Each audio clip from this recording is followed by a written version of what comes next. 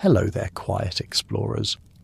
Tonight we embark on a journey not of grand battles or triumphant empires, but into the quiet, often overlooked pivot point of human history, humanity's monumental and perhaps regrettable shift from a life of wandering to a life tethered to the soil.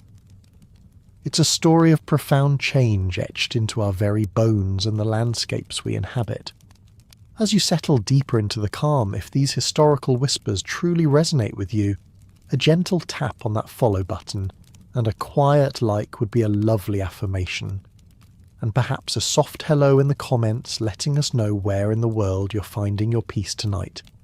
So dim the lights, perhaps let a soft breeze drift through and allow your mind to gently wander back to a time when the world was vast and our choices were about to become profoundly, irrevocably narrower. You find yourself standing on the precipice of an ancient world, a time long before the first ploughs broke ground, before the concept of a farm even existed. This is your life pre-20,000 BCE as a forager, and it is a rhythm dictated by the land itself. Your existence is typically organised in small mobile bands, perhaps a few dozen souls strong, enough to be effective at hunting and gathering, but never so many that you overtax a single patch of wilderness. You learn quickly that life here operates on an immediate return economy of reciprocity. What you find you share, what you catch you distribute. Hoarding is not just frowned upon, it's an impractical, even dangerous notion.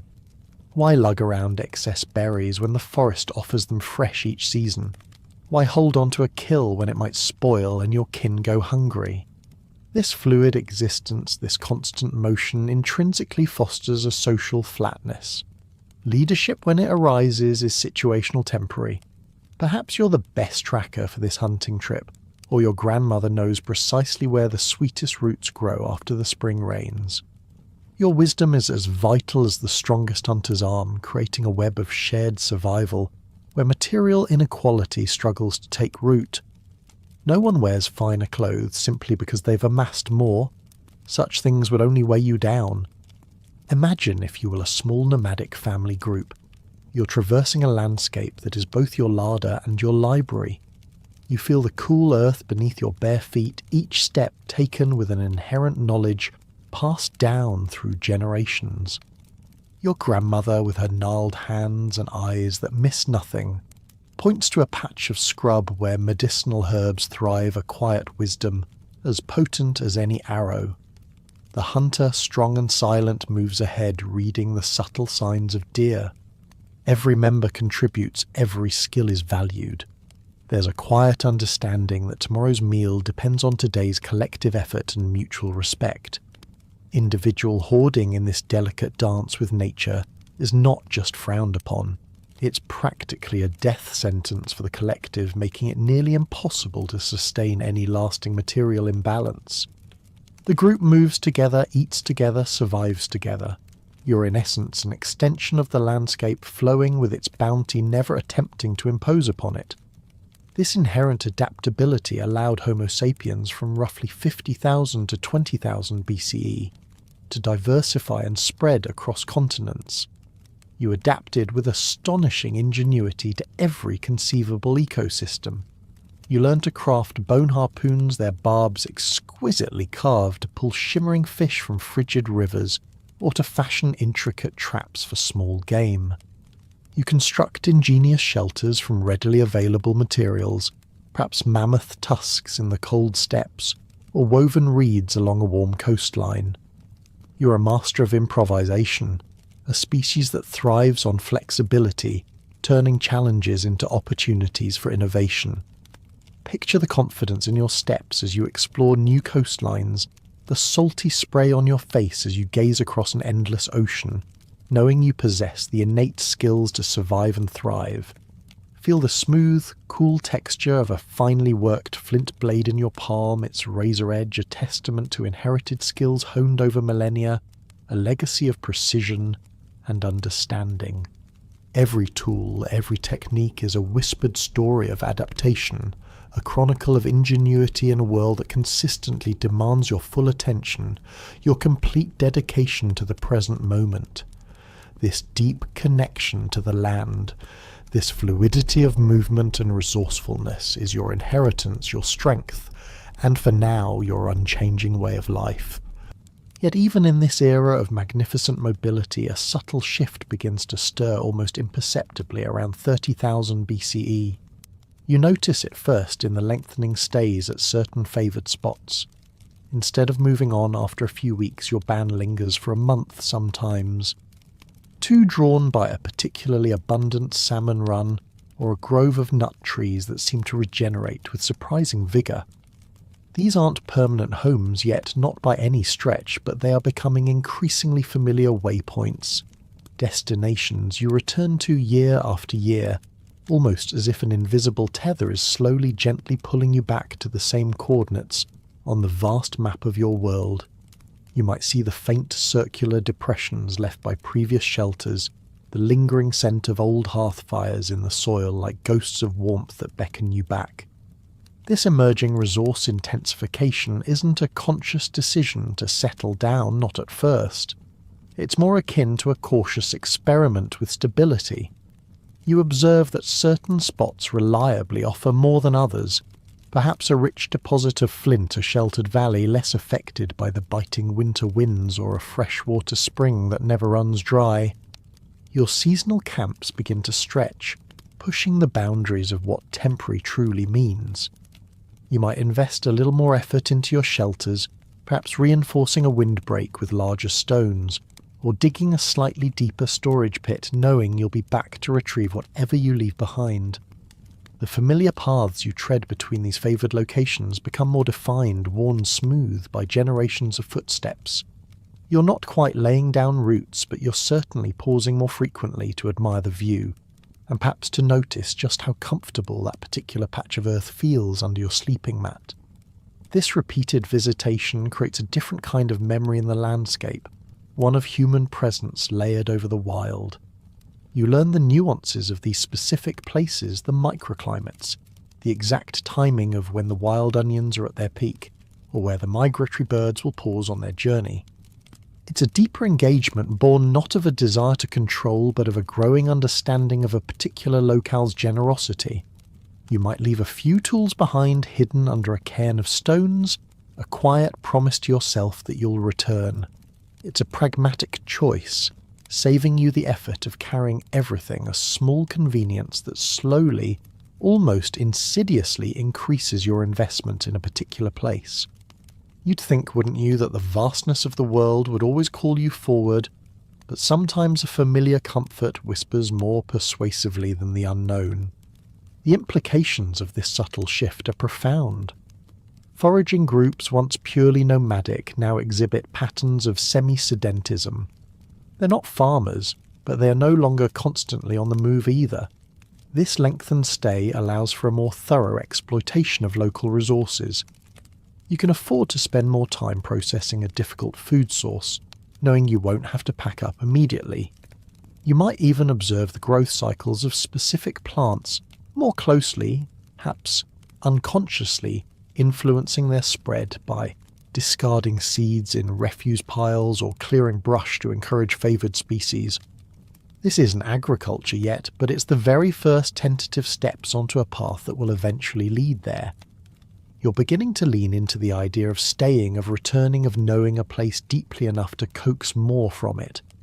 You're becoming a part of its rhythm, not just a transient visitor. And as you spend more time in fewer places, you subtly alter, not just your environment, but also your relationship with the earth, preparing the ground, so to speak, for a whole new way of existence. This deep engagement, this emerging stability, is a critical precursor to the much more complex plant processing strategies that will soon begin to define your daily life. Now let's turn our attention to the subtle yet profoundly impactful shifts occurring in your culinary world, particularly around 23,000 BCE. Long before the first fields were tilled, you were already engaged in what we might call the dawn of intensification. This wasn't a sudden revelation, but rather a gradual evolution, an ingenious response to the abundance and sometimes scarcity of the wild. Sites like Ohalo 2 in the Levant offer vivid glimpses into your ancestors' lives, showcasing an unexpected focus, the intensive gathering and processing of wild cereals. Picture it, you are part of a community meticulously collecting wild barley wheat and various legumes. These aren't just casual snacks, they're becoming a central part of your sustenance. You understand instinctively the value of these tiny grains. While perhaps not as immediately satisfying as a fresh kill, they offer something else crucial: storability and versatility. But they require effort, considerable effort.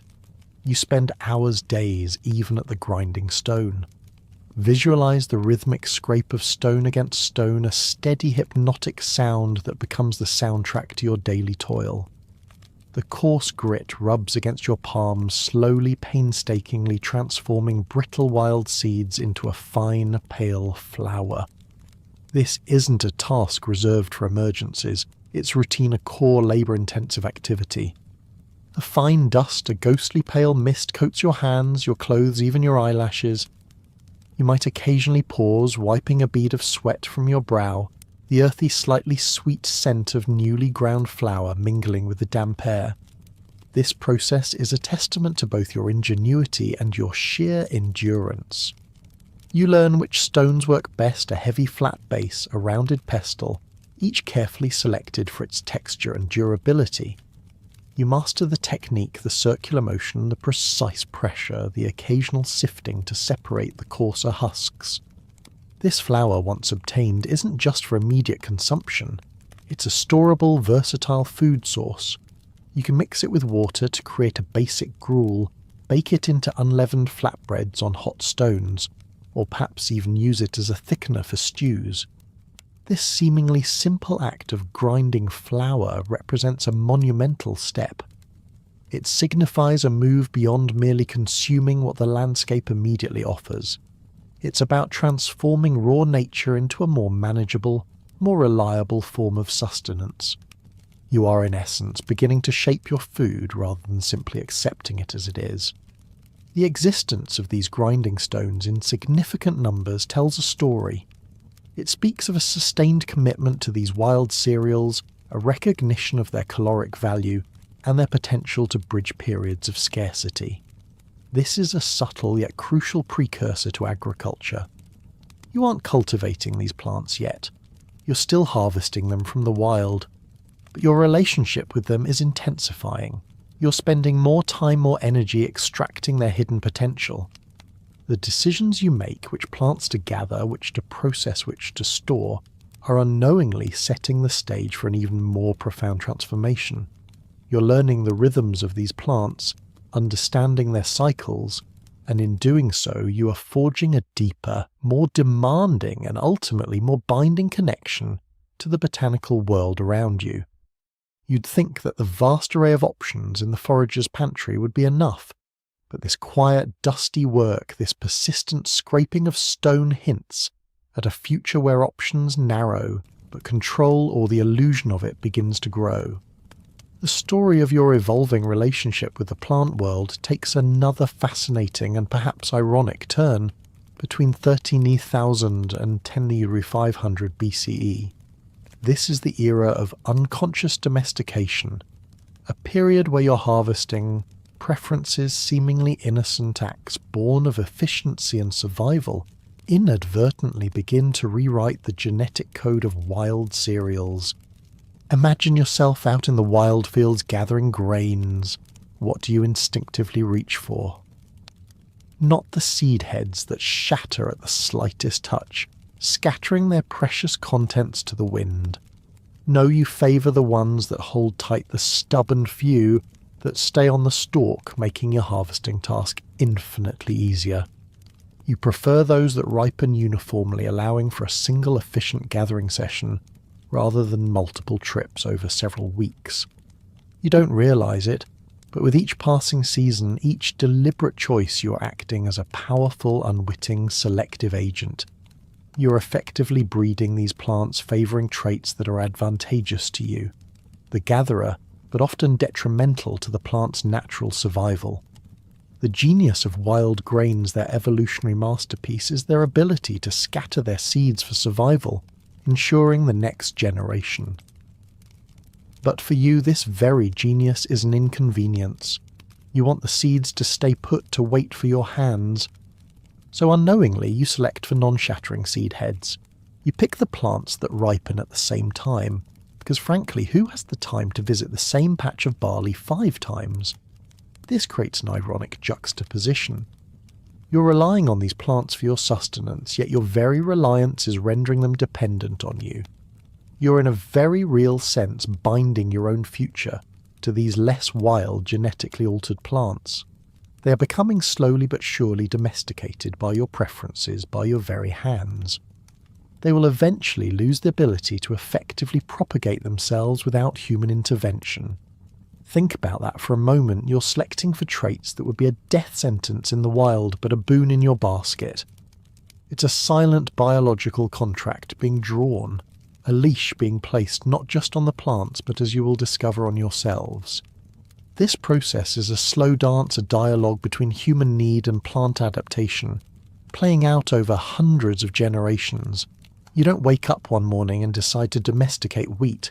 Instead, it's the cumulative effect of countless small decisions, countless harvests, countless times you favoured the convenient over the wild. The plants that were once fully independent, thriving on their own evolutionary terms, are now subtly but irrevocably tied to your presence, your preferences, your labour. You are in essence becoming their primary mechanism for survival, their chosen vector for propagation. And as their wildness recedes, so too does a certain kind of human freedom. You're becoming less an observer of nature's bounty, and more a sculptor of it, shaping it to your will, and in doing so shaping your own destiny, locking yourself into a future defined by these very plants. This growing unconscious reliance on specific plant traits subtly but surely paves the way for a more active and deliberate manipulation of both the plant and animal kingdoms. As you delve deeper into this era of profound change, you'll find that the entanglement with the wild isn't limited to plants. Between 10,000 and 8,500 BCE, a similar equally subtle process unfolds with animals, a phenomenon we call proto-domestication. Your early interactions with wild goats, for instance, begin innocently enough, driven by mutual convenience. Imagine a small human settlement, perhaps a cluster of semi-permanent huts, where refuse heaps accumulate just beyond the main living area. These heaps, brimming with discarded food scraps and warmth from human activity, act as an irresistible magnet for bold wild goats. You might hear their gentle bleating as they cautiously approach, drawn by the pungent smell of your discards, the promise of an easy meal. They are at first simply opportunists scavenging at the edges of your world. But over time their proximity increases. They become accustomed to human presence, perhaps even less fearful. You observe them, learn their habits, their seasonal movements. You notice which individuals are bolder, which are more docile. This isn't domestication in the sense of pens and controlled breeding, but it's the very first step in that direction, an unprecedented closeness, a blurring of the lines between wild and human spaces. This proto-domestication phase begins to involve early forms of herd management. You might start to selectively cull the herds that gather near your settlement. Perhaps you target the aggressive males or the very old or the sick, not just for food, but to subtly shape the behaviour and composition of the herd. This selective culling, driven by practicality and a growing understanding of animal behaviour, slowly shifts the relationship. The goats are no longer just pure prey, something you actively hunt in the distant wilderness. They are becoming a predictable, semi-available resource, a product that you can influence even if you don't fully control them yet. This initial entanglement often occurs as part of a mixed foraging herding economy. You still range far and wide for wild game and plants, but now you have a supplementary, more accessible protein source right on your doorstep.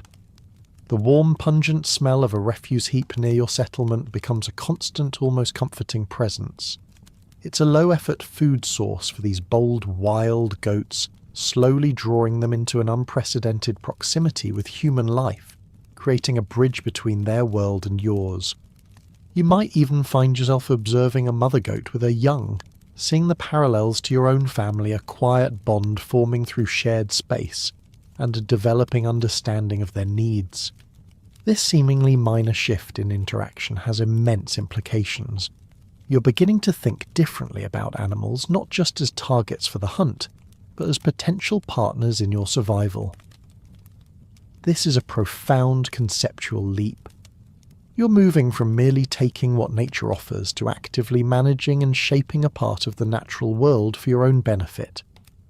The two-way leash of domestication, which began with plants, is now extending to animals, subtly binding both species into a new complex relationship. This emerging proto-domestication is a testament to your growing interventionist mindset, a precursor to the wholesale transformation of animals and indeed humanity itself. With your increasing commitment to specific locations spurred by the convenient clusters of wild cereals and the growing familiarity of semi-tamed animals, another monumental shift begins to take hold. Post-10th 500 BCE, the advent of food storage as a foundational system. No longer are you living entirely off the immediate bounty of the landscape, relying solely on nature's pantry. Now you actively construct pits, fashion bins from woven reeds, and craft-sealed vessels from clay or stone. These are not just places to put things. They're tangible manifestations of a new concept of the future. The ability to store food for the long term transforms the abstract future into a plannable reality. You can now gather more than you need for today, knowing it will sustain you through leaner times. You spend countless hours digging storage pits, lining them with stones or clay, ensuring they're dry and secure from pests. Imagine the satisfaction of lowering baskets full of dried grains, nuts, or preserved meats into these cool, dark subterranean chambers, each item a silent promise of future sustenance. The very act of building these storage facilities is an investment, a commitment to a settled future, a quiet declaration that you intend to stay. This ability to stockpile, however, introduces a completely new set of social dynamics. Forager societies operating on an immediate return economy had little capacity for or incentive to hoard. But with stored food, the capacity for hoarding becomes very real.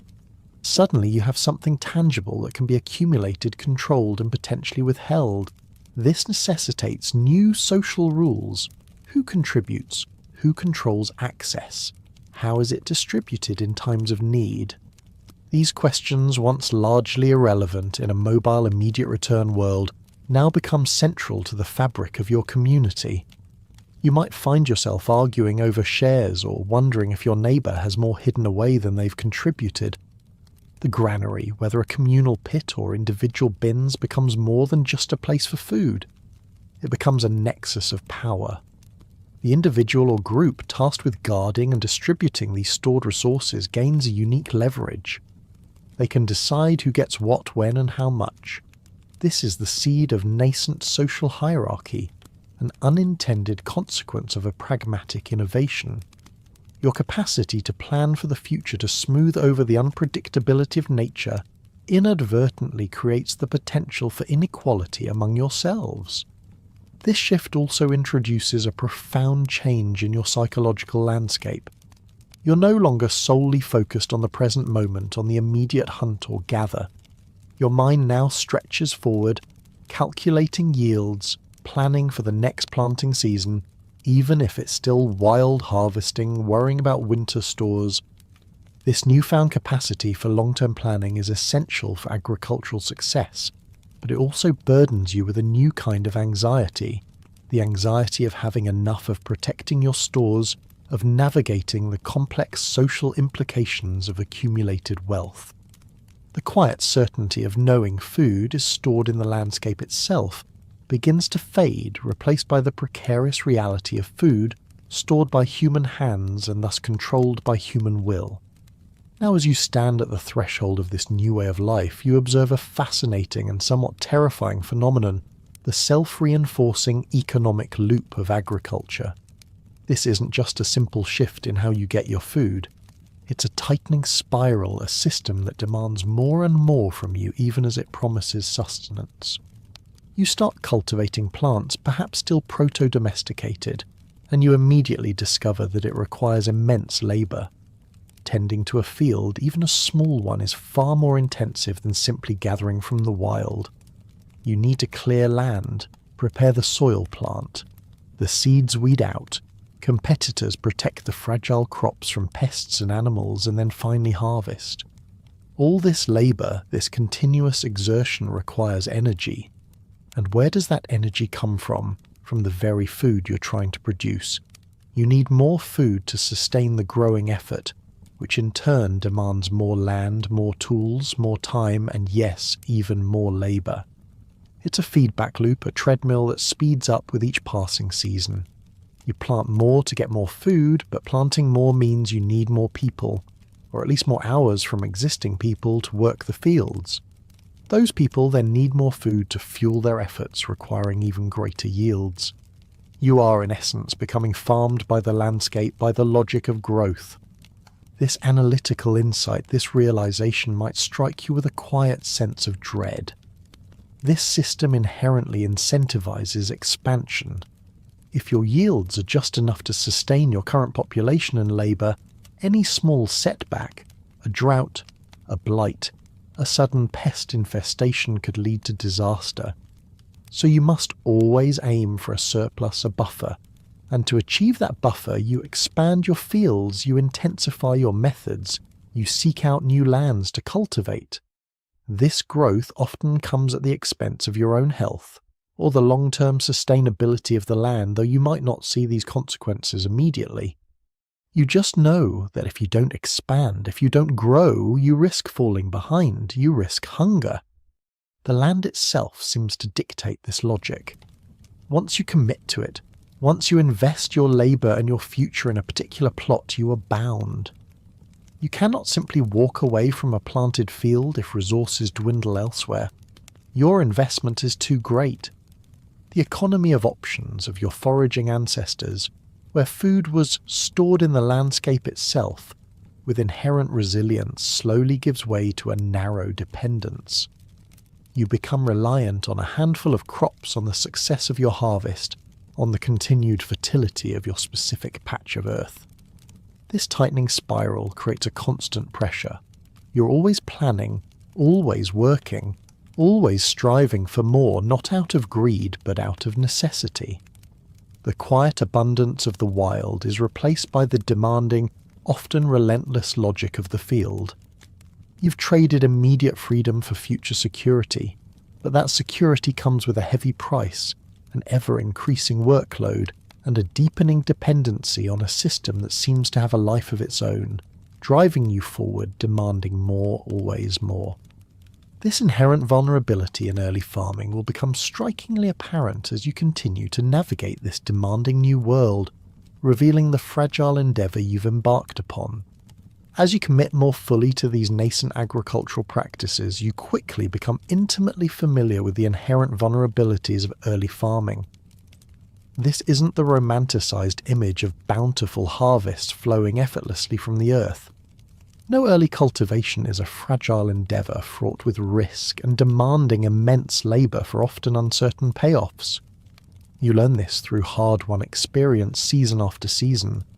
Your wild cereals, though subtly proto-domesticated, are far from the robust, high-yielding varieties of today. They are difficult to process, still clinging to some of their wild stubbornness, requiring significant effort to separate grain from chaff. Their yield per plant is lower, and their storage qualities are often inconsistent. Imagine the frustration. You've spent weeks, months, even clearing land, preparing the soil with rudimentary tools, painstakingly planting seeds, and then diligently weeding. You watch the sky with a new kind of anxiety, praying for rain, but not too much. You constantly guard against pests, birds, rodents, insects, who see your neatly arranged rows as an open invitation to an easy meal. And after all this effort, the payoff is often delayed and uncertain. A single late frost, a sudden hailstorm, or a prolonged dry spell can wipe out a significant portion of your harvest, plunging your community back into the precarious edge of scarcity. You'd think that with all this effort you'd be guaranteed success, but nature, as you're quickly discovering, rarely offers guarantees. Without the fully domesticated traits that would make cultivation more efficient and reliable, early agriculture is a constant struggle. The seeds you plant might not all germinate. The stalks might shatter too easily before you can harvest them all. The grains once gathered might be susceptible to mould or rot in your poorly ventilated storage pits. This makes your new agricultural lifestyle a far cry from the robust, diverse, and inherently resilient strategies of your foraging ancestors. They had a wide economy of options, a vast landscape as their pantry, a mosaic of foods to fall back on if one source failed. You, however, are now putting many of your eggs into a much smaller, more vulnerable basket. Contextual exploration reveals a stark truth many early farming experiments failed. You would have witnessed communities, perhaps your own, struggling for generations, only to eventually revert to foraging, or at least to a much heavier reliance on wild resources. The promise of sedentism and abundant food was a powerful draw, but the reality was often harsh. It took immense persistence, continuous adaptation, and often sheer luck for early agricultural communities to survive and thrive. You are pioneering a fundamentally new way of life, and the learning curve is steep, unforgiving, and frequently marked by hunger and hardship. This inherent fragility means you are constantly innovating, constantly trying to improve your methods, always seeking to coax a little more from the reluctant earth. You're in a very real sense locked into this experiment, driven forward by the growing numbers in your settlement and the increasing investment of your labour. The idea of returning to a purely foraging life, while perhaps tempting during a lean year, becomes harder and harder to contemplate. Your homes are built, your storage pits are dug, your routines are established. You have committed, and commitment, you are learning, comes with its own heavy price and profound vulnerabilities. This precarious existence, however, is being shaped by forces much larger than your local efforts, forces of nature that can bring both stability and sudden devastation. Now let's step back a little, because your burgeoning agricultural experiments are unfolding against a backdrop of truly monumental, even terrifying planetary shifts. Imagine yourself experiencing the full force of the last glacial maximum, roughly between 24,000 and 20,000 BCE. This isn't just a cold snap. This is an era of extreme, relentless cold and dryness. You feel the biting wind scouring a frozen, desolate landscape, stripping the warmth from your skin, making every breath a shallow, calculated act of survival. The world is gripped by ice, vast sheets of it, covering much of the northern continents, locking away water and dramatically altering ecosystems. This extreme climate compresses habitats. Lush forests shrink to scattered groves. Fertile plains become arid steppes, and the very ecosystems you rely upon become fragmented, isolating animal and plant populations. You witness a trophic collapse as megafauna, the massive animals that were once a cornerstone of your diet, begin to decline. Mammoth herds thin out their grazing grounds, disappearing under ice or turning to dust. Giant deer become scarcer. This isn't just about losing a food source. It's about witnessing the very fabric of your world unravelling. The desperate quiet of a world gripped by ice descends, where the usual sounds of bustling wildlife are muted, replaced by the howl of the wind and the crunch of your own boots on frozen ground. This forces you and your ancestors into profound adaptation. Some groups diversify their diets even further, seeking out smaller, more resilient game, or intensifying their gathering of hardy, cold-adapted plants.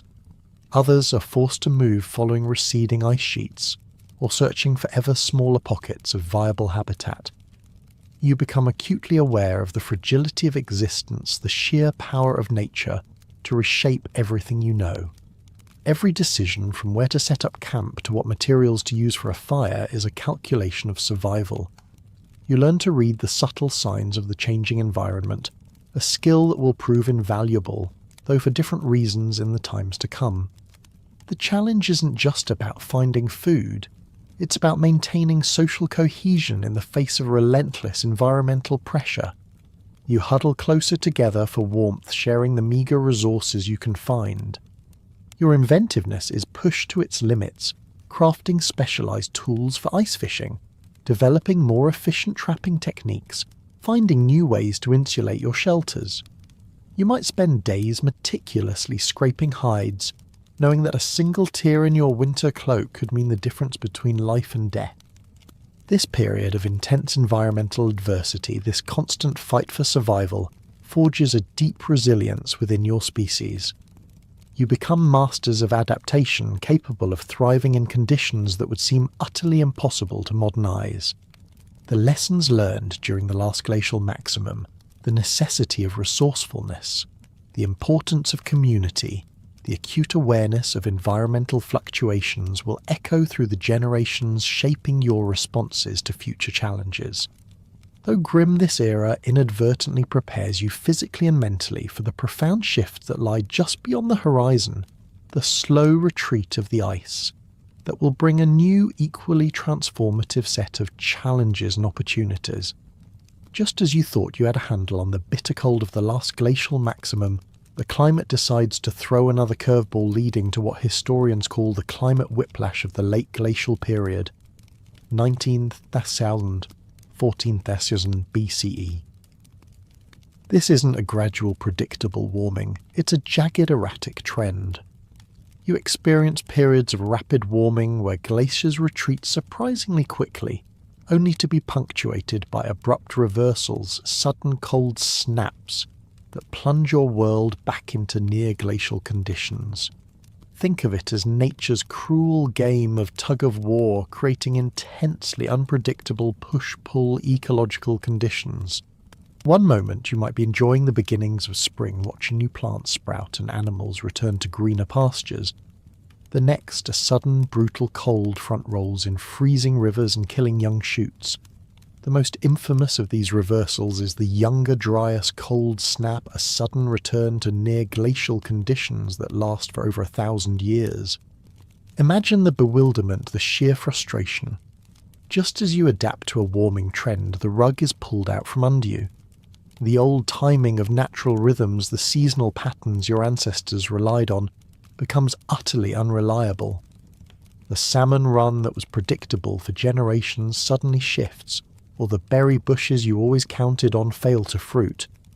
This chronic instability forces foragers to develop even more complex adaptive resource strategies.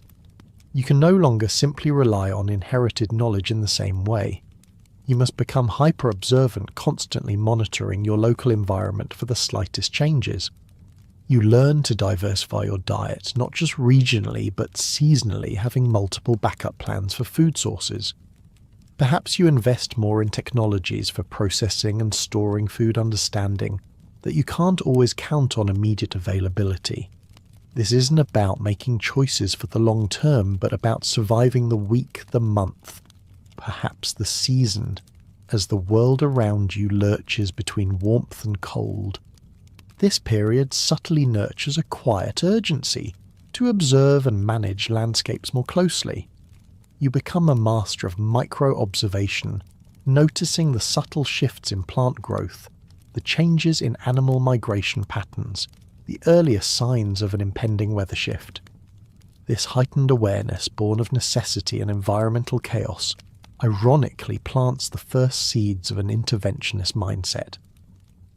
While still living as foragers, you begin to think about how you might influence your local environment to be more predictable, more resilient against these erratic changes. You might unconsciously start to favour areas with greater biodiversity, or gently clear areas to encourage the growth of favoured plants, hedging your bets against the climate's capriciousness. The consequence of this climate whiplash is profound.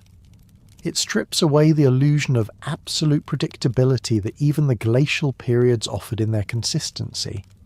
It forces you to become nimbler, more adaptable, but also implants a deep-seated desire for stability. The yearning for a more controllable environment, a world where your efforts aren't so easily negated by a sudden, inexplicable, cold snap begins to take root. You're being pushed and pulled, shaped by forces beyond your control, but in this crucible of instability, the very ideas that will lead to agricultural revolution are slowly, silently fermenting in your collective consciousness.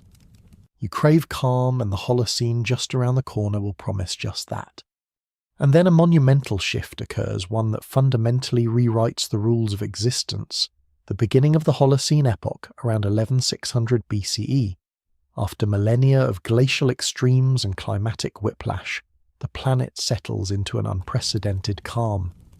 This isn't just a warming trend, it's a period characterized by remarkable climatic stability, consistent rainfall patterns, and reliably lengthened growing seasons across vast swathes of the globe.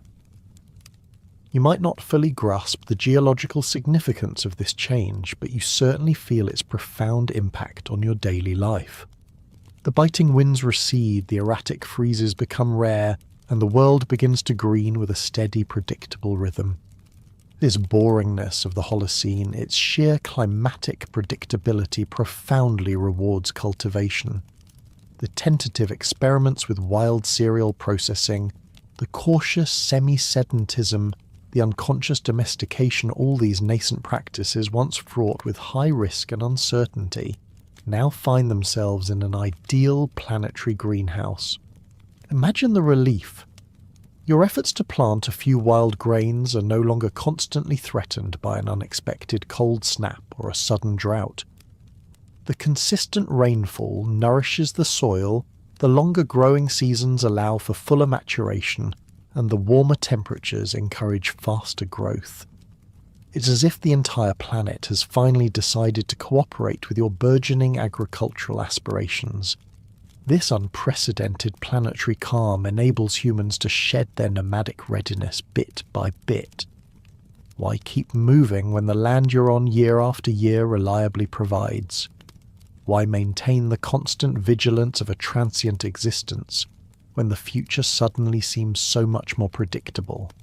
This stability fosters a new belief in the future's reliability. You start to trust that the sun will rise, the rains will come mostly, and the seeds you plant will with your effort yield a harvest. This isn't just a practical shift, it's a fundamental rewiring of human cognition. Your ancestors lived with an acute awareness of nature's unpredictability. You in the Holocene can now afford to believe in predictability, to plan decades ahead, to invest in the long term. This newfound trust, even if accidental, lays the fundamental groundwork for settled life. If you can reliably grow food in one spot, then building a permanent home there makes sense. If you can predict the seasons, you can plan your labour, organise your community around the agricultural calendar, and accumulate surpluses with a greater degree of certainty. This stable climate is the cradle of civilization, the quiet foundation upon which all future cities, states, and complex societies will be built. You're experiencing the very moment when the world offers humanity a golden ticket to a new way of life, one that promises security and abundance, a seemingly benign gift that will ironically come with unforeseen costs. This shift isn't just about the climate, it's about the psychological freedom it affords. You no longer have to live entirely in the moment, constantly reacting to environmental capriciousness. You can dream of a future plan for your children's children and invest your labour in something that feels lasting.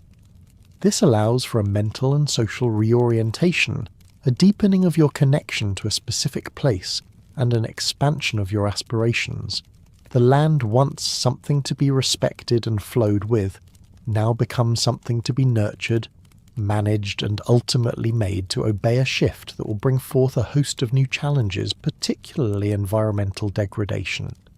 As you settle into the predictable rhythms of the Holocene and embrace the nascent agricultural lifestyle, you inadvertently begin to sow the seeds of a new kind of challenge: environmental degradation. The very practices that promise sustenance start to exhaust the local soils. Imagine your early fields, perhaps small clearings in the surrounding wilderness. You cultivate them season after season, relying on the same plot for your sustenance. This continuous cropping, without the understanding of crop rotation fallow periods or fertilization, rapidly depletes the soil of its vital nutrients. You might notice the earth becoming paler, less vibrant, its fertility visibly declining with each passing year. Then there are your newly proto-domesticated animals. Goat, sheep, and later cattle, once roaming free, are now kept in closer proximity to your settlements. Their overgrazing in the immediate vicinity denudes the landscape, stripping away vegetation that once held the soil in place. You might see patches of bare earth growing larger, the once lush grasses giving way to tougher, less palatable weeds. When the rains come, the exposed soil is easily washed away, leading to erosion and a further loss of agricultural potential. The ground that once felt like a boundless source of life now seems to shrink to tire under your insistent demands. And of course, there's the widespread deforestation. To create new fields, to gather wood for fuel and shelter, you begin to clear the forests. The rhythmic thud of your stone axes echoes through the valleys, each tree falling marking a small victory for human expansion, but a larger loss for the ecosystem. Forests that once provided abundant wild foods, game and timber and regulated local climates slowly recede, replaced by open fields. This isn't a malicious act. It's a matter of necessity driven by the expanding needs of your growing community. But the cumulative toll is significant, leading to localized ecological hardship. The once diverse landscape, a tapestry of forest and field, begins to simplify to become more uniform, but also more fragile. Micro-narratives, for example. Witnessing the slow, disheartening transformation of once fertile soil is a common experience. You might observe a favoured patch of land, perhaps where your family has planted barley for generations, gradually become less productive each season. The stalks grow thinner, the yield diminishes. Its dusty surface, cracked and dry under the relentless sun, becomes a testament to the cumulative toll of sustained human intervention. You try new methods, perhaps shifting to a different plot, but the pattern seems to repeat. The land which once seemed inexhaustible now demands more and more effort for less and less return. This emerging environmental degradation isn't just an abstract problem. It has direct consequences for your community. Declining yields mean less food, which means more labour for diminishing returns, feeding that self-reinforcing agricultural loop. It forces you to expand further, clear more land, pushing the boundaries of your settlement into new territories, potentially leading to conflicts with neighbouring groups. You're learning through trial and error a harsh lesson: the land is not infinitely resilient. Your power to alter it, to make it provide, comes with the heavy responsibility of unintended consequences, paving the way for a whole host of new threats, including a dramatic increase in disease. As your settlements grow denser and more permanent, another insidious consequence of this new agrarian lifestyle begins to emerge, subtly but profoundly altering your very biological existence: an increased disease load and a terrifying surge in zoonotic transfers. Your mobile foraging ancestors naturally maintained a healthier environment by constantly moving, leaving their waste behind and dispersing pathogens over vast areas. But now you are living in close quarters, packed together in permanent dwellings. Imagine the reality of your early village. Homes are tightly clustered, perhaps entered from rooftops, as in places like Çatalhöyük, creating an inescapable density. Waste human and animal excrement, food scraps, discarded materials accumulates in refuse pits and middens just outside, or sometimes even within your settlements. These unsanitary environments become perfect breeding grounds for pathogens. You're living in a constant low-level bath of bacteria and viruses. The air in your village, you quickly learn, carries a new, less pleasant perfume. The pervasive cloying odour of accumulating garbage and human and animal waste is a constant, unavoidable presence. a sensory assault that signals the profound environmental burdens of sedentism and the constant unseen battles for health. This is compounded by intimate contact with your newly proto-domesticated animals. Your goats, sheep, and later cattle live in close proximity to your homes, sometimes even within the same structures. This creates a zoonotic bridge, a direct pathway for diseases to jump from animals to humans and vice versa. Pathogens that once circulated harmlessly in animal populations now find a new host in you. This epidemiological shift leads to the emergence of novel diseases. You see outbreaks of tuberculosis typhoid and a host of gastrointestinal parasites, diseases that thrive in crowded, unsanitary conditions and are easily transmitted through contaminated food and water. The consequence is grim. Your lives become deeply intertwined with animal microbes, wastes, and disease cycles. This biological entanglement leaves few parts of the human world untouched. You experience a host of new health challenges, especially among the most vulnerable, your children. The skeletons of early farming populations bear fossilized scars of this new reality. You see signs of porotic hyperostosis, spongy bone in the skull, cribra orbitalia lesions in the eye sockets, both indicating chronic anemia. Inflamed joints, stunted growth, and dental pathologies become alarmingly common. These are the silent incremental trade-offs being made the quantity of life for a decline in quality, particularly for the young. This is a profound and tragic irony. The stability and increased caloric intake promised by agriculture, which allowed for population growth, simultaneously introduced unprecedented health challenges. Your ability to survive and thrive in one place came at the cost of enduring a constant barrage of illness. A testament to the fact that progress, even when it appears to be a step forward, often hides a hidden biological price. The shift from mobility to permanence brings a new stability to the land, yet it simultaneously unleashes unforeseen challenges, fundamentally reshaping human bodies and the very concept of daily existence. This profound transformation then directly impacted the intimate spaces of your homes and shelters, a new reality that defined your most personal sphere. Beyond the immediate health crises, your agricultural journey also ushers in a new era of early anthropogenic landscape change. This isn't just about deforestation, though that's certainly part of it. It's about the subtle, cumulative ways your farming practices begin to reshape the very earth beneath your feet, marking the genesis of human-induced environmental transformation on a scale never before seen. Your ancestors, the foragers, certainly impacted their environment through fire, through gathering, but their impact was generally ephemeral, more like a gentle nudging within the existing ecosystem. Now you are actively and fundamentally altering it. Consider your repeated planting. Season after season, you turn the soil, you sow your crops. This continuous cultivation subtly alters soil chemistry. Certain nutrients are drawn out by your staple crops, while others, perhaps from the ash of your fires, deposited. The very structure of the soil changes, becoming more compacted in some areas, looser in others.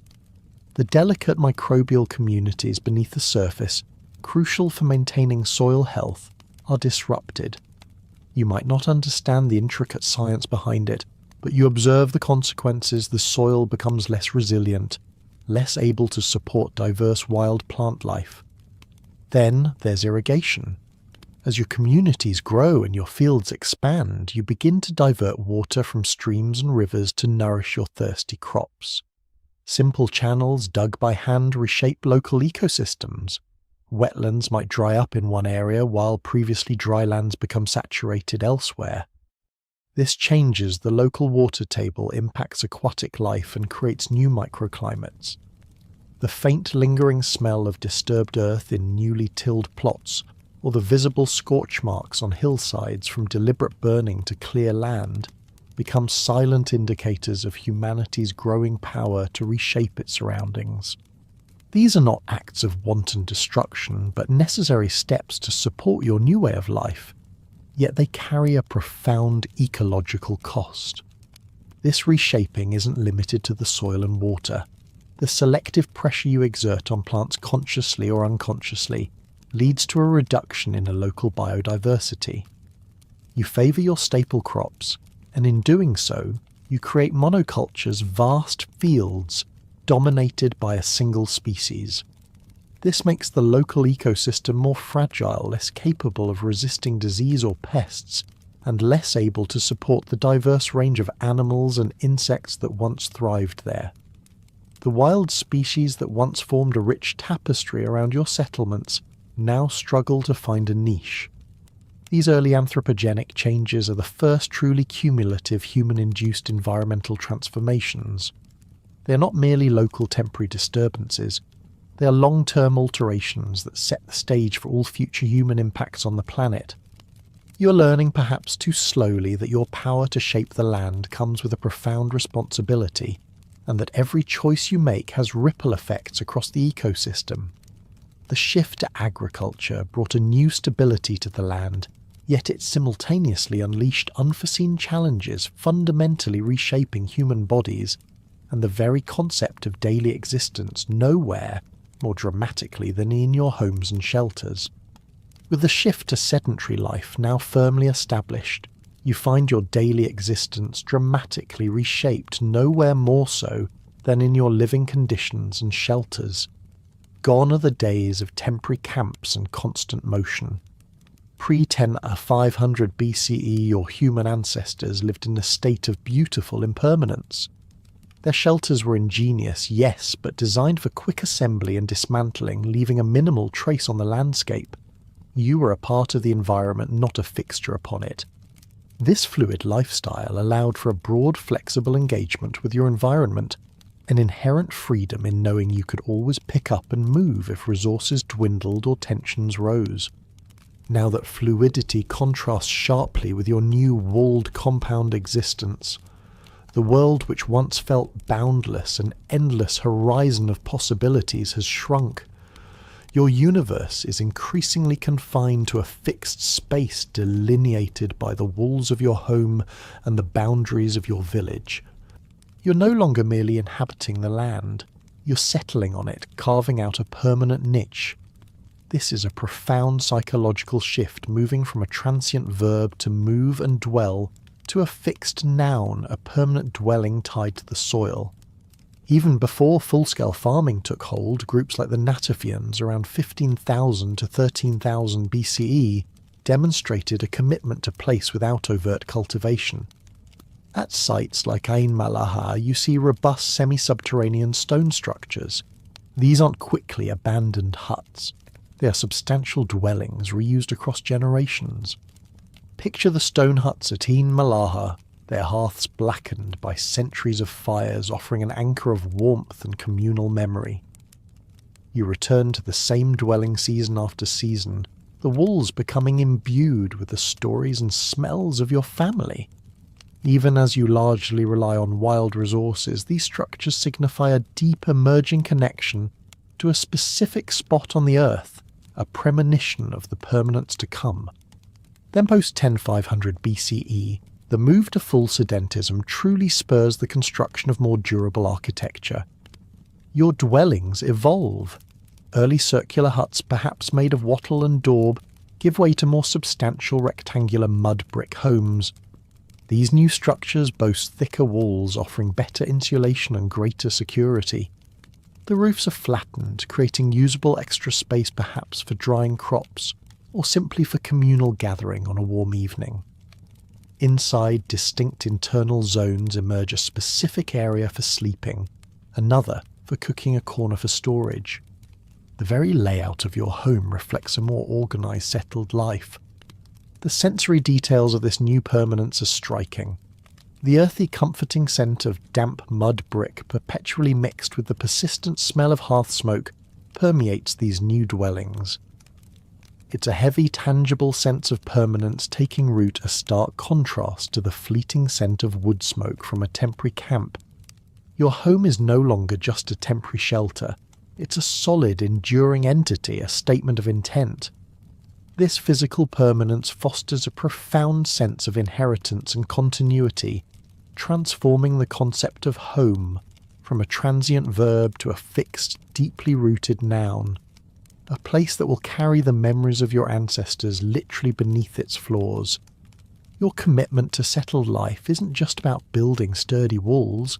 It's about embedding your very existence, your lineage, into the physical fabric of your dwelling. Your homes become more than mere structures. They transform into architectural anchors, heavy with generations of habitation echoing with the lives lived within their confines. Consider the stone threshold at your doorway worn smooth by countless footsteps. It's not just a barrier against the elements. It symbolises long-term intent, a silent testament to the permanence you've chosen. You're not just passing through, you're staying. The roofs above you, once perhaps simple animal hides, are now continually patched, reinforced and rebuilt, a constant project that connects one generation to the next. You might even find yourself repairing a section that your grandfather first laid, feeling the weight of that continuity in your hands. But perhaps the most profound manifestation of this architectural anchoring lies beneath your feet. Your ancestors often find their final rest literally beneath the floors of your homes. Imagine the solemn ritual a beloved elder or a tragically young child laid to rest in the earth below your living space. This practice quite literally ties families to place through blood and bone, making the home a sacred repository of both the living and the dead. The quiet presence of these buried ancestors beneath your hearth, beneath your sleeping mat, creates an almost palpable sense of lineage, a constant reminder of where you come from and who you are. This physical permanence fosters a profound sense of inheritance. Your children inherit not just your tools or your skills, but the very house you live in, the land it stands upon, and the ancestral spirits that reside within its foundations. The concept of home transforms from a transient verb to a fixed, deeply rooted noun. It is no longer just a place to be. It is a place to belong, a centre of your universe, a repository of collective memory. You become deeply identified with your dwelling, and your dwelling in turn is saturated with your identity. It's a heavy mantle, this new sense of rootedness, and it brings with it a whole new layer of social dynamics and expectations. As settlements grow, you witness the emergence of proto-village layouts. Take, for instance, the famous example of Çatalhöyük, around 9000 BCE. Imagine yourself in such a place. Homes are not merely permanent, they are tightly packed, forming a dense, almost unbroken cluster. You might find yourself walking across rooftops to get from one part of the village to another, as there are often no visible streets or alleys at ground level.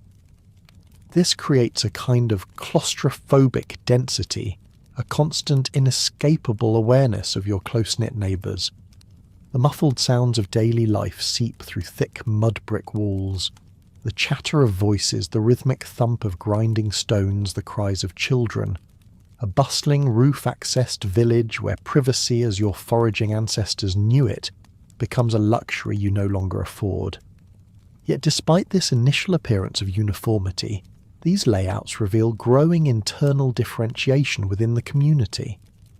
While homes might look similar from the outside inside, you might notice subtle differences. A few more rooms, richer plastering on the walls, more elaborate burial goods beneath the floors. These aren't overt displays of wealth, not yet, but they quietly signal a nascent social stratification, a hint that not all families are equal even in this seemingly communal space.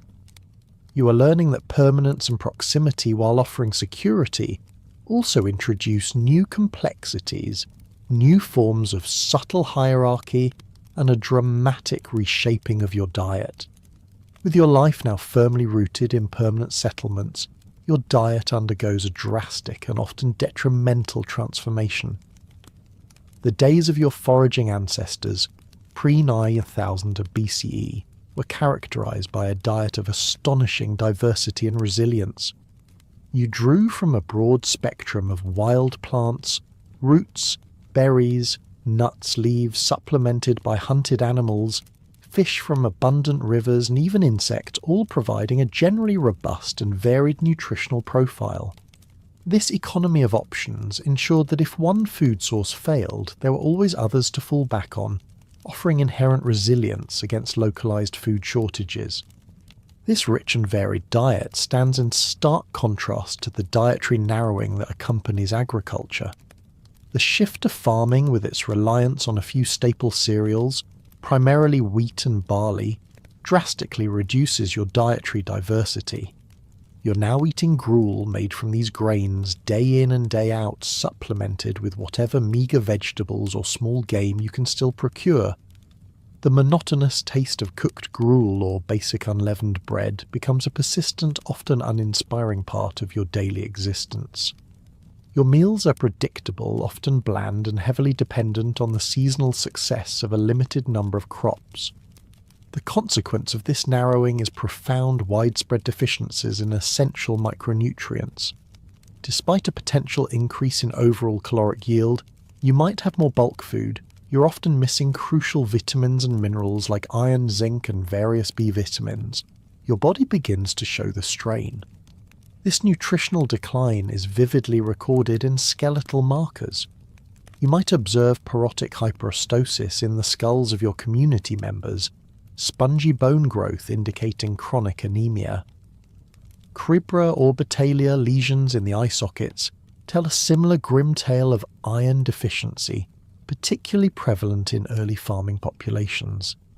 Your body is adapting, but it is adapting to scarcity disguised as abundance. Even with the advent of food storage, meals become predictable and often bland. The gnawing ache of hunger is a recurring companion when harvests underperform or when disease strikes your crops. You have less physiological buffer against lean times. Where foragers could simply move to a new, richer patch of land, you're now tethered to your fields, forced to endure the consequences of a poor harvest. The resilience once offered by diversity is replaced by a precarious dependence on a handful of successful crops.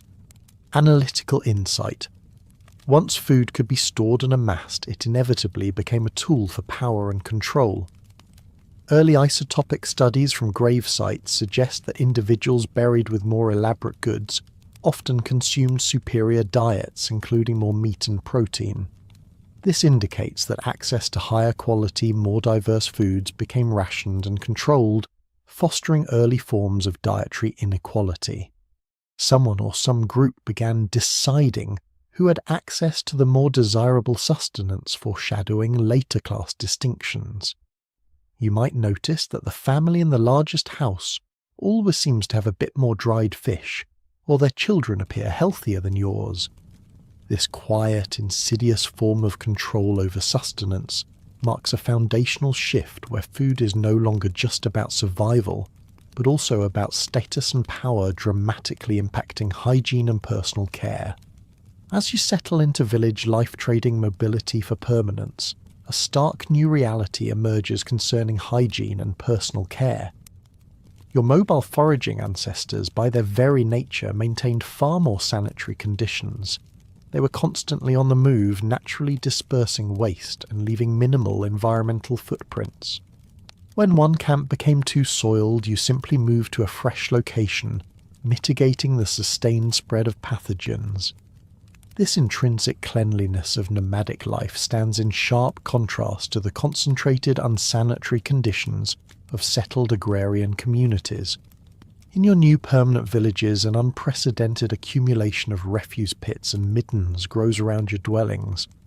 These aren't just small piles, they are significant mounds of waste.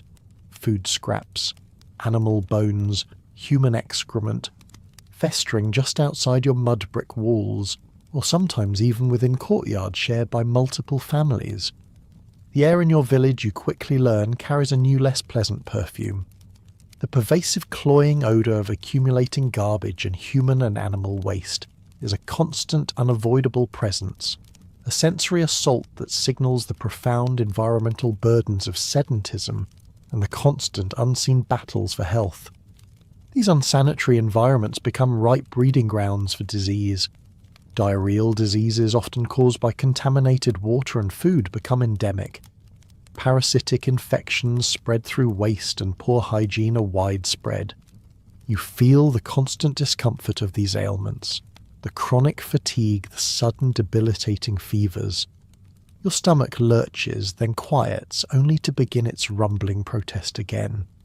This is a daily reality, a low-grade battle against unseen enemies that constantly challenge your immune system. The close quarters you share with your domesticated animals further exacerbate the problem. Intimate contact with your goats, sheep, and other livestock introduces novel zoonotic diseases.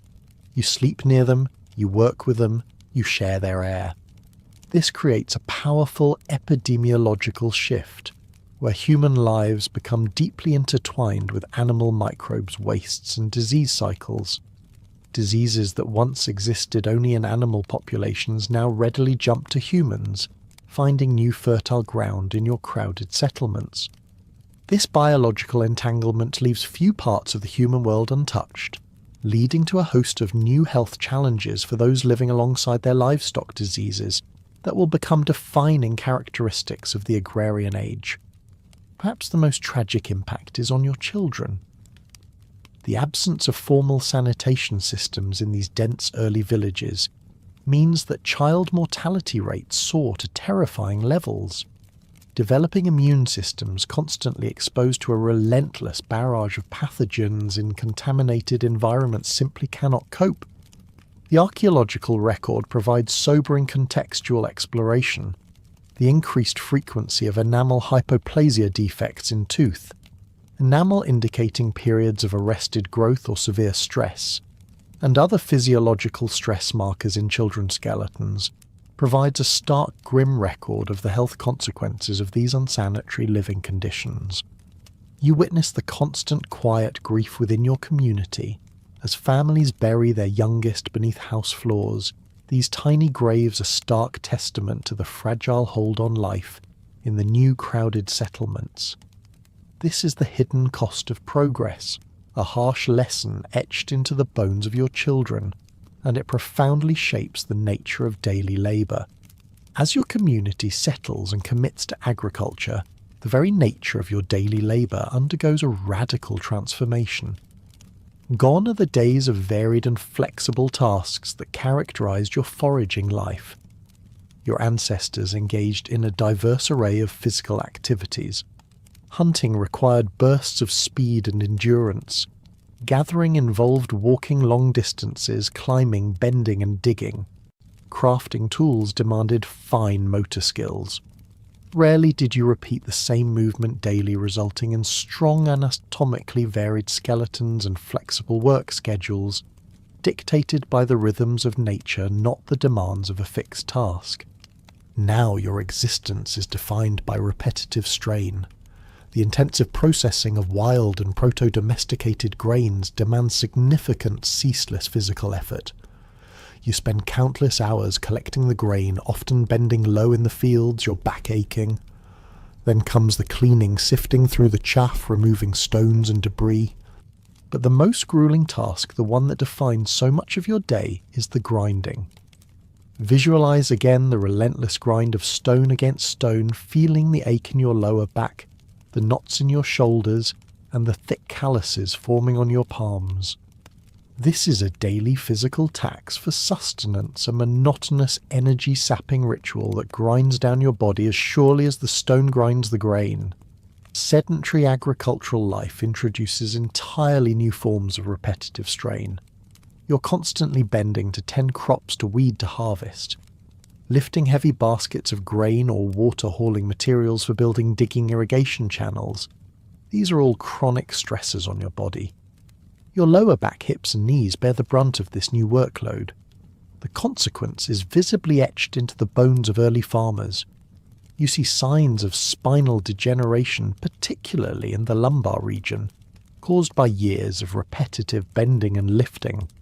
Joint wear, especially in the knees and hips, becomes common. And remarkably, you often observe asymmetrical hypertrophy. One elbow, for instance, might be significantly more developed than the other, a clear sign of specialised repetitive tasks, particularly among women who bear the brunt of grinding and food processing. Your body is adapting, but it is adapting to tasks it wasn't evolved for becoming a testament to the physically demanding nature of this new way of life. The proto-domestication of animals adds yet another layer of labour and responsibility. You're no longer just hunting them in the wild. Now you have daily routines feeding the animals, ensuring their safety from predators, constant observation to prevent escapes, or conflicts, counting them to ensure no losses and selective culling when necessary. This creates a fresh layer of accountability to animals, a more confined, less mobile pattern of human movement. A micro-narrative example: a young herder in the Zagros foothills rising at dawn, the persistent bleating of penned goats, a constant reminder of their daily, now inescapable responsibilities for the herd's survival. Your day is no longer entirely your own. A portion of it is dictated by the needs of your livestock. This new division of labour quickly becomes gendered and often unequal.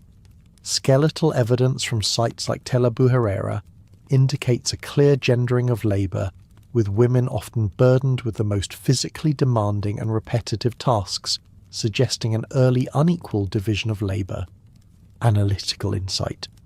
This unequal distribution of physical toil marks a foundational shift in social organisation, where specific roles became associated with distinct levels of effort and implicitly social standing, laying the groundwork for deepening inequalities and making this transition perhaps part of the greatest mistake.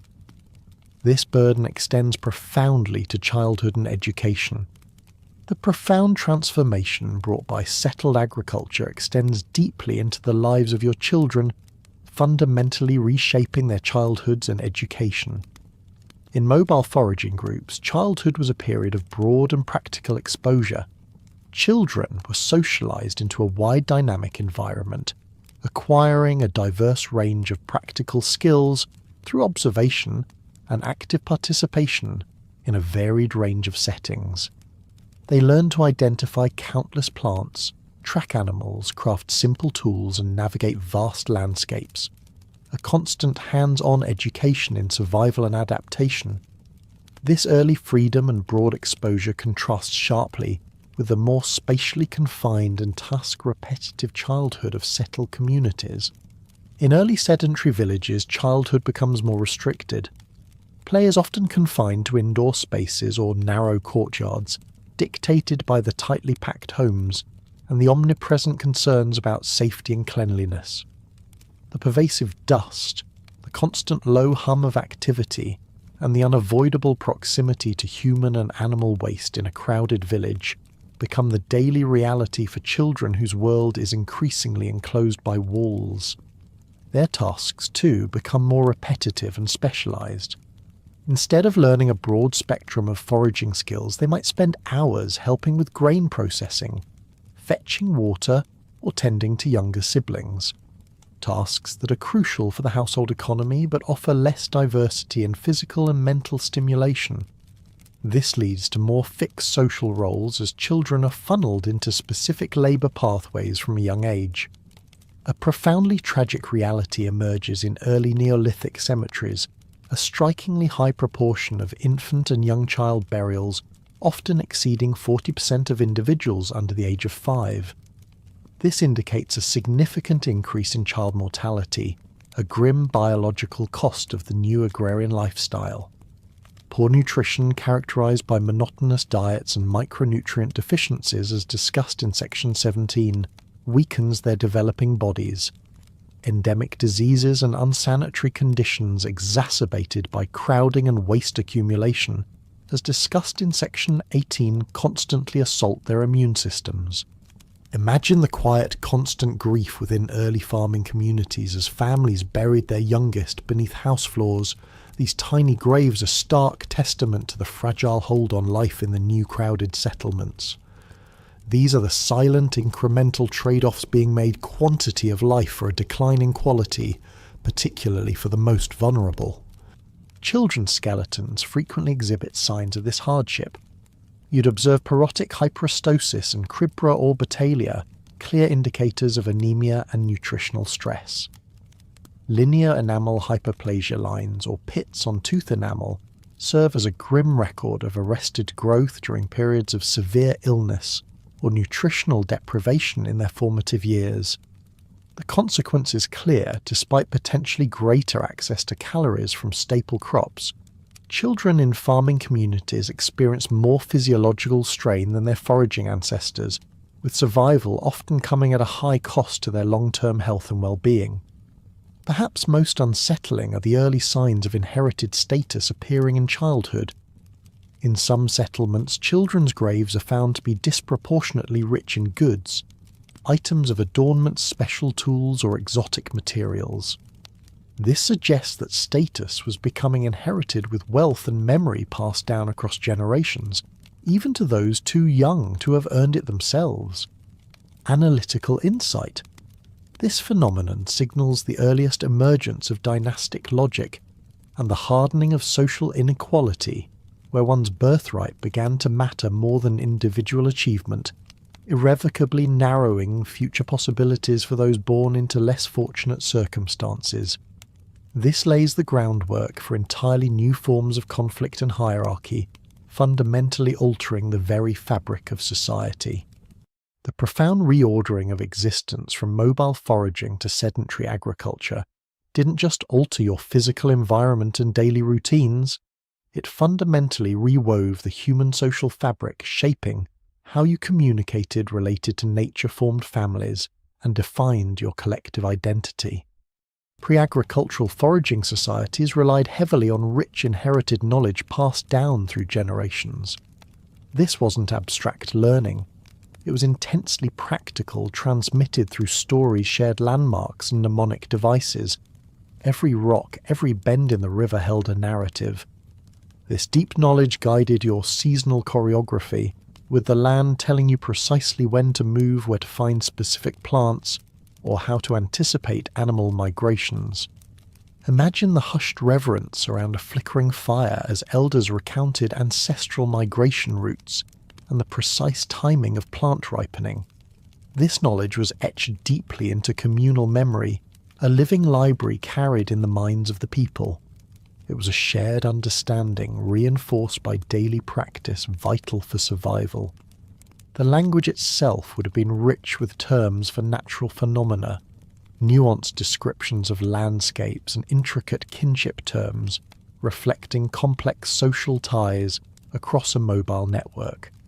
However, as landscapes irrevocably changed due to both climate shifts like the Holocene's boringness and earlier whiplash, and your own subtle human impact, younger generations began to notice discrepancies. The traditional stories of how things used to be were no longer entirely reliable. The old hunting grounds yielded less, the familiar berry patches shifted, or the expected rains came at a different time. This fostered a quiet urgency to observe and adapt to new patterns, creating a profound tension between ancestral wisdom and present-day reality. The psychological impact of this was immense. It reshaped the value and transmission of knowledge across generations, requiring a new kind of learning focused on adaptation rather than strict adherence to tradition. You respected the elders, of course, but your own eyes told you that the world was changing and you had to change with it.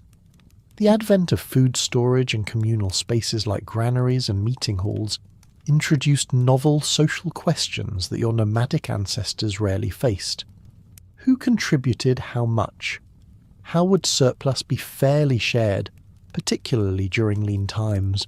What if someone refused to contribute their share of labour or resources? Analytical insight.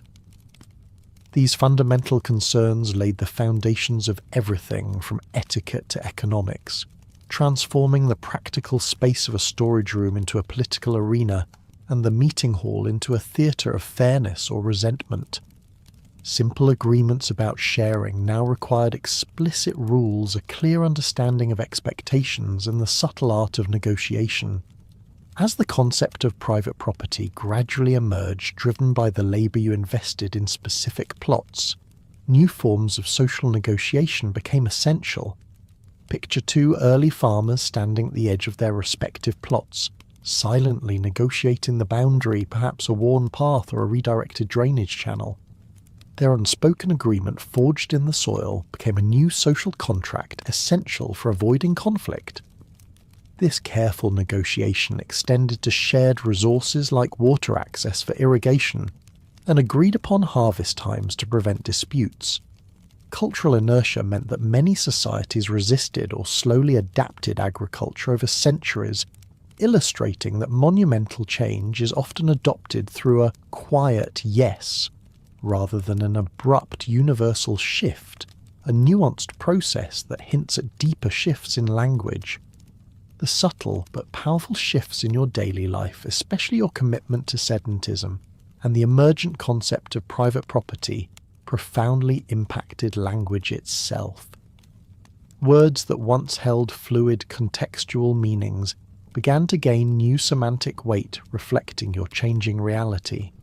Think about the word mine.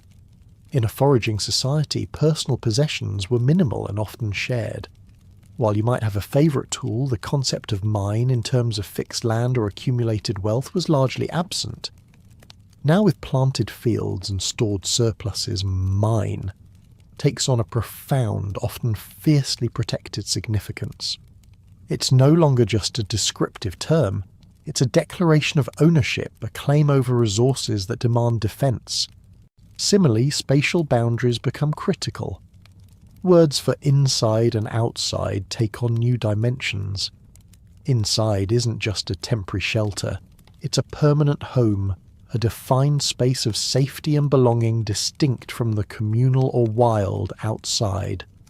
The very act of having walls creates this semantic distinction, shaping your perception of space and your place within it.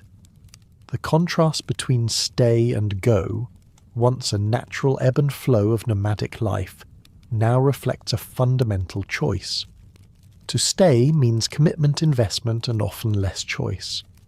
To go becomes a more momentous, perhaps even dangerous decision, severing ties to accumulated labour and ancestral land. Analytical insight. The very concept of home transforms from a dynamic verb to move and dwell to a fixed noun, a permanent dwelling tied to soil. This isn't just a linguistic nuance, it reflects a fundamental reorientation of human identity and belonging. You're no longer defined by your journey but by your rootedness. Your identity becomes intertwined with your plot of land, your village, the earth where your ancestors are buried. This linguistic shift mirrors a deeper psychological change, a transition from a world of fluid boundaries to one of fixed markers, setting the stage for new spiritual frameworks. Your spiritual frameworks also undergo a transformation, shifting from a reverence for the wild to a nascent impulse towards control of the tamed. Pre-agricultural gatherers like your ancestors were intimately connected to their environment as ecosystem collaborators. You listened, learned, adjusted, and subtly nudged the land's productivity, understanding yourself as part of a larger web rather than seeking to dominate it. The land was not a resource to be exploited, but a partner in survival, a sacred entity to be respected. This humble, responsive partnership stands in stark contrast to the later human impulse to make the land provide through intensive agriculture. Then comes what we might call the dangerous thought of control. The concept begins to form, perhaps subtly at first, that the land will not provide again unless we make it. This isn't a sudden, explicit declaration, but a gradual realization born of your experiences with cultivation. It signals a profound psychological shift from respectful dependence to active, often manipulative intervention in natural processes. Analytical insight. This ideological shift from adapting to nature's rhythms to forcefully altering them for human benefit represents a core element of the greatest mistake. It leads to unforeseen ecological and social consequences, as your relationship with the earth moves from partnership to a more hierarchical, demanding one, fundamentally altering your spiritual landscape. The emergence of this new relationship with the land, moving from reverence to a subtle impulse for control, finds a powerful, albeit enigmatic, expression in monumental architecture, even before widespread agriculture takes hold. Consider Göbekli Tepe, a site in southeastern Turkey dating from 9500 to 8000 BCE. Here, massive T-shaped stone pillars, some weighing tens of tons, are arranged in magnificent circles. These pillars are intricately carved with detailed reliefs of wild animals, boars, foxes, snakes, birds, a vibrant bestiary of the pre-agricultural world. What's astonishing is that these structures were built by pre-pottery Neolithic people groups still primarily relying on wild resources. This isn't a temple to a harvest god. It's a monument to belief, a testament to shared myth and cosmology constructed by scattered foragers who came together for this immense project. Imagine seasonal gatherings at Göbekli Tepe, where various foraging bands usually moving independently united.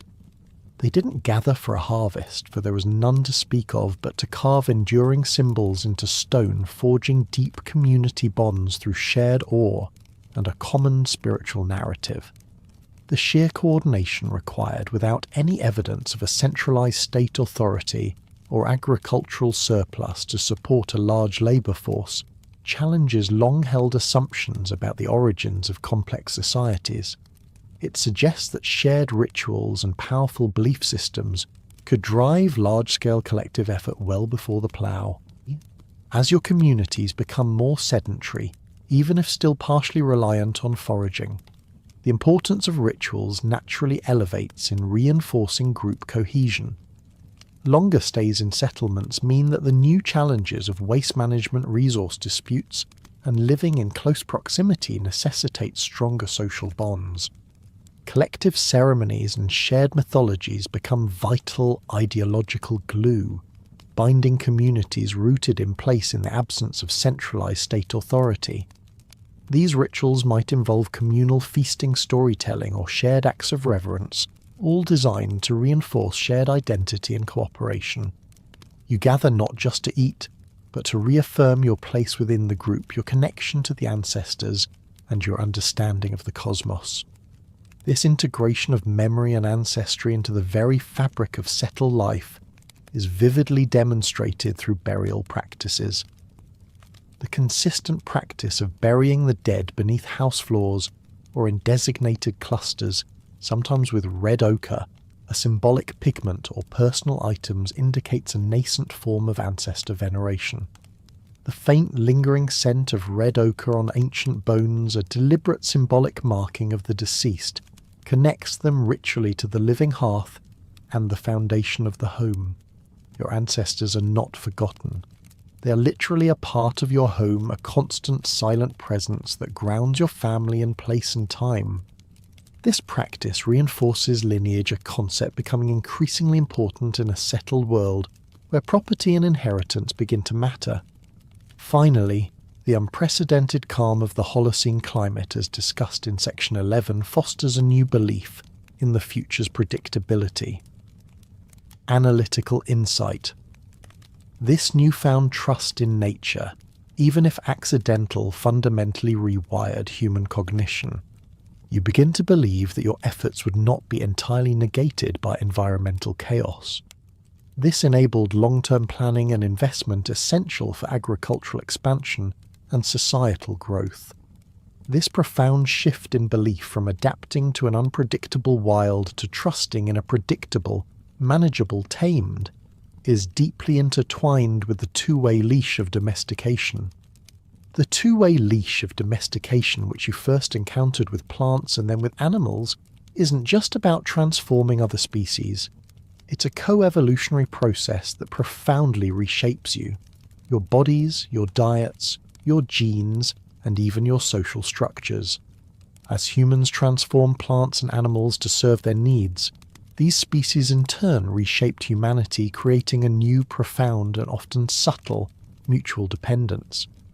This isn't just a metaphor, it's a biological reality.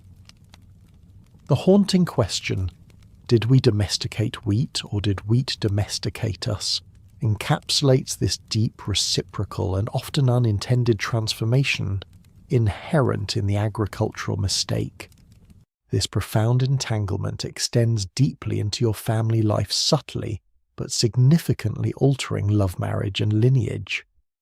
In mobile foraging societies, birth spacing was naturally regulated. Prolonged breastfeeding, essential for infant nutrition and immunity, combined with the physical demands of carrying infants during constant movement, typically led to longer intervals between births. This promoted maternal health and ensured efficient resource allocation within the family. This natural rhythm contrasts sharply with the increased fertility demands and maternal stress associated with sedentary farming. In settled communities, particularly with access to processed gruels and the ability to not carry infants constantly, mothers could wean earlier. This led to higher fertility rates and faster population growth. While seemingly beneficial for expanding labour, this placed immense strain on women's bodies. Skeletal remains of adult females from early farming communities frequently show pelvic deformation, vertebral compression, and joint wear consistent with repeated childbirth and physically demanding lives.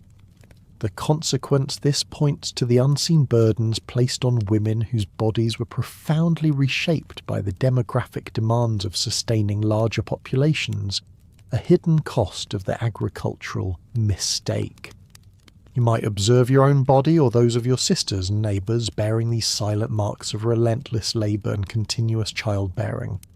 However, even amidst these hardships, the emerging emphasis on family and lineage is evident in burial practices. Natufian burial practices, for instance, particularly those beneath house floors or in tight family clusters, suggest an early emphasis on family and lineage integrating the dead into the architectural and social memory of the living. A poignant micro-narrative example, the unique discovery of a dog buried alongside a human in a Natufian grave hints at profound emerging interspecies bonds and familial connections, even before the widespread adoption of formal agriculture. It speaks to a deep emotional attachment, a sense of family extending beyond just human kin.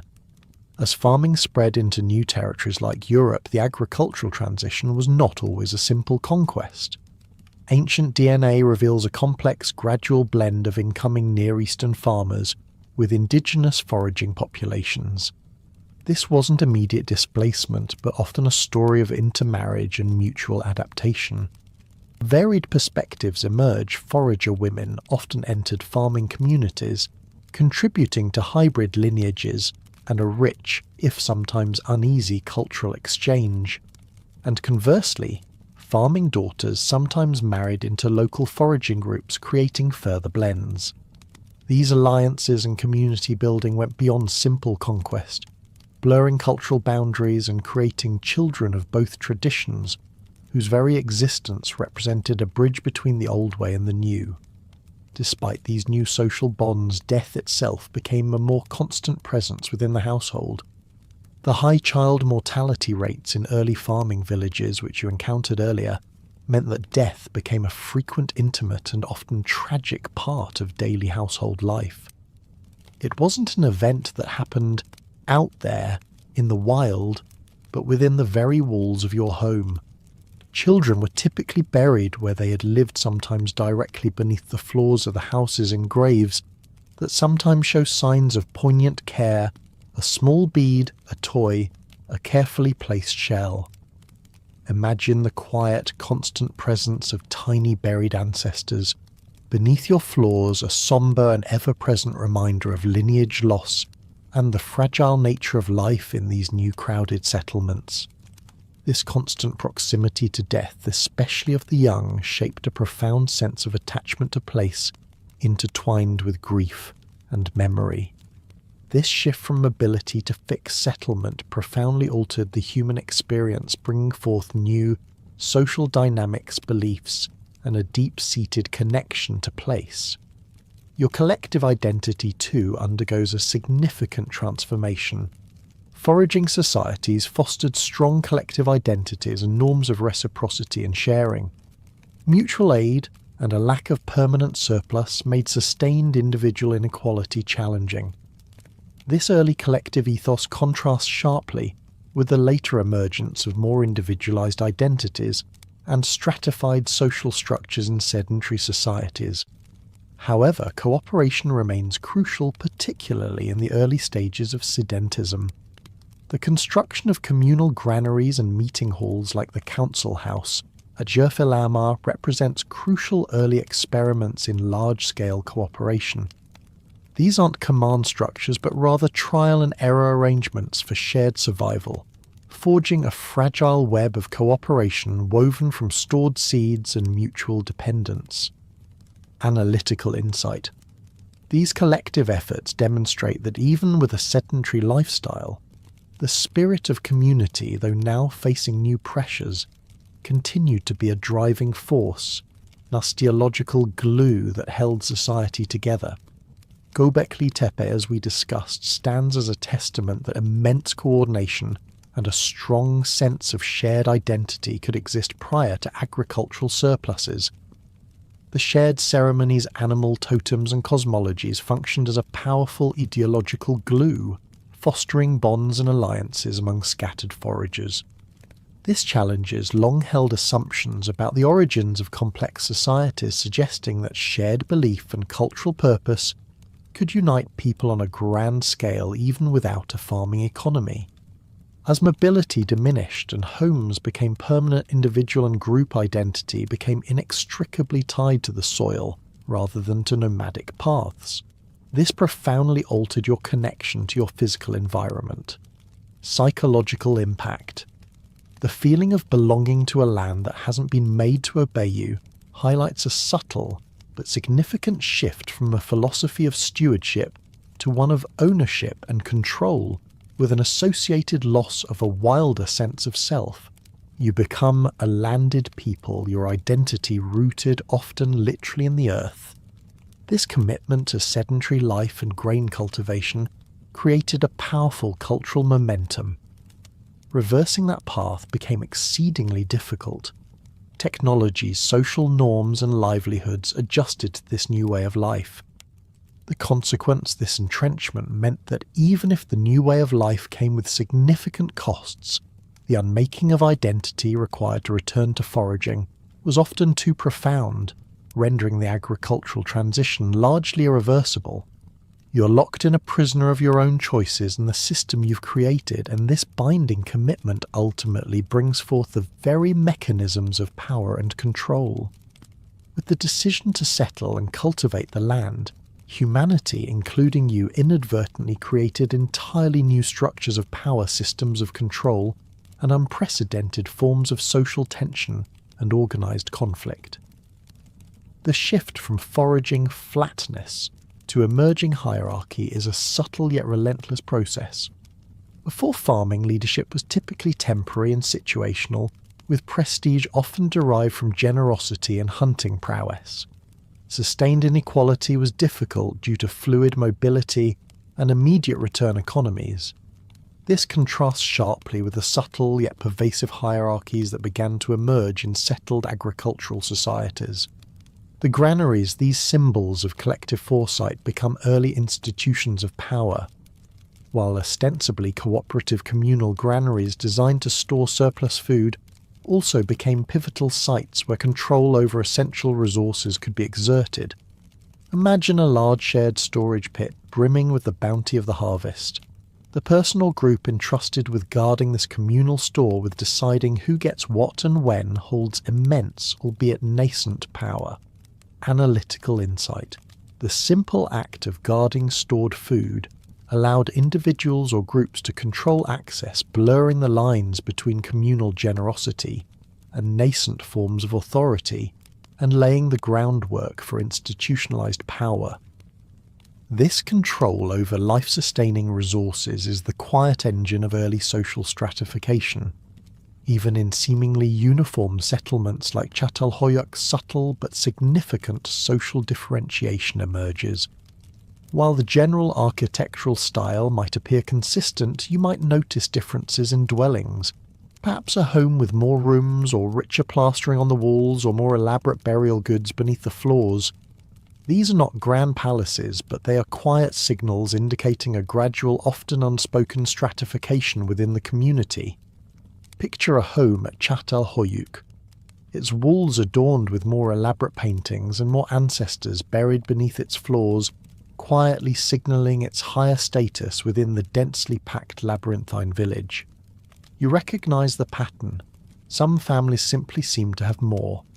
Skeletal evidence from sites like Tel Abu Herrera unequivocally demonstrates an unequal distribution of physically demanding labour, particularly impacting women. This suggests that power and burdens were not shared equitably in early agricultural societies. Consequence. This early gendering of labour marked a fundamental shift where specific roles became associated with differential levels of toil, and by extension social standing, contributing to what is increasingly seen as the greatest mistake. The ability to offload the most grueling work onto specific segments of the population is a hallmark of emerging hierarchy. Perhaps most tellingly, the presence of disproportionately rich grave goods in child burials from some Neolithic settlements suggests the rise of inherited status, where wealth and memory were passed down, solidifying inequality across generations, even to those too young to have earned it themselves. Analytical insight. This shift from achieved to ascribed status fundamentally altered social mobility, creating a narrowing of opportunities for individuals based on birth, a precursor to dynastic rule. Your fate, to some extent, is now decided before you even draw your first breath. Material markers of emerging influence, such as increased findings of exotic materials like obsidian or distant shell beads in specific homes or graves, further point to developing networks trade and the ability to acquire prized resources, signalling accumulating difference and influence within the community. The glint of a highly valued obsidian blade traded from hundreds of kilometers away becomes a quiet but potent symbol of a household's expanding connections and social capital. This grand experiment of settled agricultural life, as seen in cultures like the linear band ceramic LBK, despite its impressive uniformity, would eventually unravel, revealing the inherent challenge of maintaining large-scale sedentary societies without formal leadership and the need for fixed boundaries and laws. As the last echoes of those ancient villages fade and the quiet hum of history gently recedes, you find yourself drifting back to the present. The vast open plains where your ancestors once roamed the rich tapestry of wild foods they instinctively understood. It all seems a distant dream now replaced by the demanding yet predictable rhythms of a settled world. You've journeyed through the intricate dance of human decisions and environmental shifts, witnessing how each subtle change, each tiny adaptation, slowly but irrevocably, steered humanity down a path from which there was little return. The burdens, the diseases, the hierarchies that emerge from the promise of security and abundance, they are all part of the complex inheritance we carry. Allow the images of those early farmers with their aching backs and crowded graves to soften at the edges of your mind. Contrast their daily struggle with the comfort of your own bed, the quiet warmth of your room. The challenges they face, the constant fight against hunger and illness, the demanding toil under uncertain skies. These were the crucible in which our modern world was forged. You are a product of their perseverance, their unwitting choices, and their profound mistake. Now let the details blur, the names and dates gently dissolve. The story of how farming made us and perhaps unmade a part of us has been told for tonight. Feel the weight of the centuries lift from your shoulders, leaving behind only a gentle understanding. The night is deepening, and the world outside has found its quiet rhythm. You're safe, you are warm, and the echoes of the past are now just whispers, lulling you into a peaceful slumber. Rest well, quiet explorer.